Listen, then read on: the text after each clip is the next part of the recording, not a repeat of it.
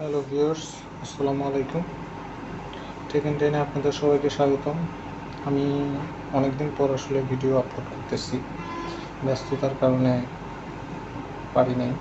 তো আজকে আমি আপনাদেরকে একটা ট্রান্সফর্মার দেখাবো, ডিএসপি সাইনের আইপিএসের ট্রান্সফর্মার। খুব ইজিলি বাসায় আপনারা নিজেরাই বেঁধে নিতে পারেন। যে যারা ইনভার্টার নিয়ে একটু কাজ করতে চায়, ইনভার্টার নিয়ে যাদের একটু কিউরিওসিটি আছে, তো তারা ইচ্ছা করলেই বাসায় ট্রান্সফর্মার বাঁধতে পারেন। তো ভিউয়ার্স, চলুন দেখে নিই কীভাবে করতে হয়। ভিউয়ার্স, দেখতে পাচ্ছেন আমি ট্রান্সফর্মারটি বেঁধে ফেললাম। এটা হচ্ছে ডিএসপি সাইনে ট্রান্সফরমারের জন্য করেছি। 600 ওয়াট লোড দেওয়া যাবে। এটা একদম ইজি। আপনাদেরকে আমার প্রিভিয়াস ভিডিওতে আমি দেখাইছিলাম যে আমি ওই প্লাস্টিকের ববিন নিয়ে কথা বলছিলাম। ওখানে বলছিলাম যে প্লাস্টিকের ববিনটা আমি কেন ইউজ করি, কেন ইউজ করব, এই জন্য। তো ওই প্লাস্টিকের ববিনটা দিয়ে এবার ট্রান্সফরমারটা করে ফেললাম, সেটাও দেখাচ্ছি। তো এইখানে আমি এই যে কোডটা ইউজ করছি, এটা হচ্ছে 5.5 কোর। এই 5.5 কোডটা খুব কমন বাজারে, তবে আমি শীট কাটা কোর ইউজ করি নাই।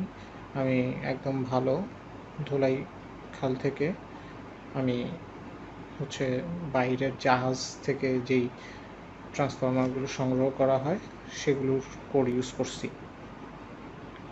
আর আমি কেবল ইউজ করছি হচ্ছে আর কেবল, ইনসুলেশনটা অনেক ভালো থাকে। তো আর কেবল দিয়ে হচ্ছে ট্রান্সফরমার বাঁধলাম। তো এইখানে আমি সেকেন্ডারি ডিসি সেকশনটাতে আমি হচ্ছে 12 নাম্বার তার ইউজ করছি। 12 নাম্বার তার, 3টা 12 নাম্বার তার ইউজ করছি। দেখেন তিনটা তারকে একত্রে এখানে আসলে আমি ইনসুলেশন ইউজ করে ফেলছি, টিউব ইউজ করছি, এই কারণে দেখানো যাচ্ছে না, খুব টাইট হয়ে আছে আর কি। তো এইখানে 3টা তার একসাথে আছে। আর এইখানে দেখতে পাচ্ছেন যে তারটা, এটা হচ্ছে 20 নাম্বার তার, 20 নাম্বার তার ইউজ করছি। আর এইখানে ইউজ করছি হচ্ছে 12 নাম্বার তার। তো 12 নাম্বার তার 3টা তারকে ইউজ করছি। তো আপনারা এই ট্রান্সফরমার খুব বাসায় খুব সহজেই বেঁধে ফেলতে পারবেন, এটা কোনো সমস্যাই না, একদম ইজি। আপনারা এই সেকেন্ডারিতে 10টা টার্ন দিবেন, 10টা টার্ন। আর এইখানে যেটা এসি, যদি এটাকে প্রাইমারি ধরেন তাহলে এইটাতে আপনারা 350 টার্ন দিতে পারেন। 350 টার্নের একটু বেশিও দিতে পারেন, কোনো সমস্যা নেই। তবে 350 থেকে 380-র মধ্যে রাখা বেটার।